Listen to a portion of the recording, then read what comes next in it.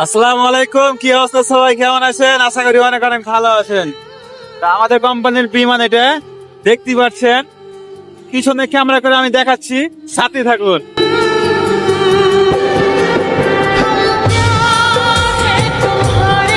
তো দেখতে পাচ্ছেন কি সুন্দর ভাবে দেখা যাচ্ছে।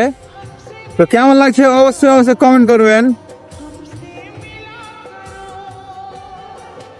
ওয়াও, অসাধারণ, অনেক ভালো লাগছে।